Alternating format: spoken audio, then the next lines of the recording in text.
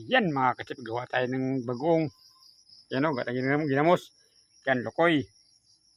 Ato himo ng ginamos. Pangko na to, sardilera. Meron tayong asin. May garlic. Bawang. Tsaka sili. Yan o. Bawang, sili, tsaka madik sarap. Asin.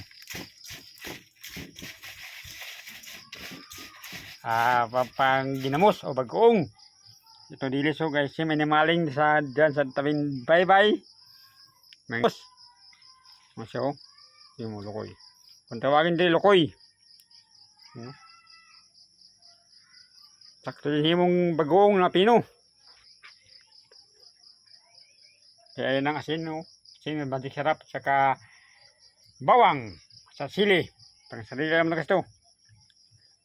Kaya tayo natin yan. Ayun o. Asin. Ito siya. Bago na. Hindi ko na ba tinugasan? Dito ko na dito. Malinis naman eh. Galing dagat din naman.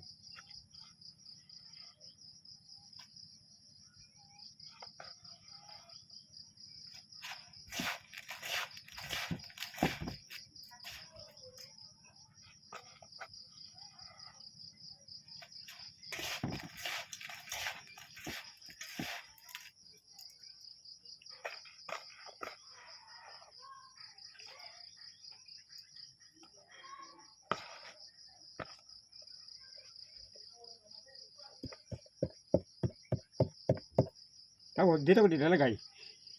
Sa walang garapon.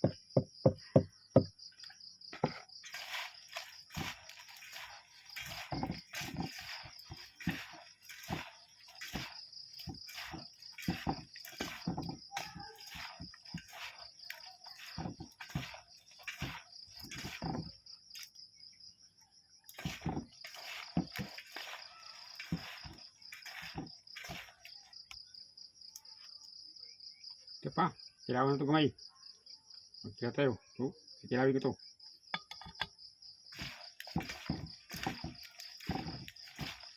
Ayan siya. Sana tama ang lasa nito. Ayan siya. Tapos na ho. Lagyan ko ng kunting asukal. Diyan ko nilagay kasi walang butangan. Kaya yan lang.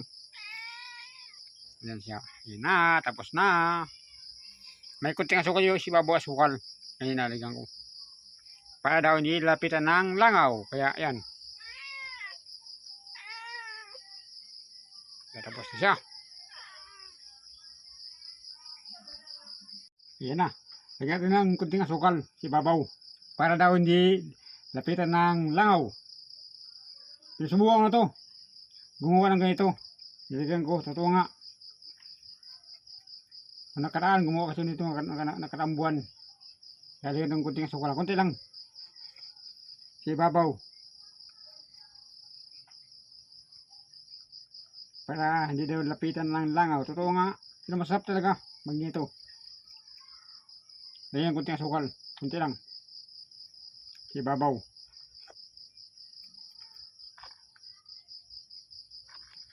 Siguro mga isang dito kutsara na.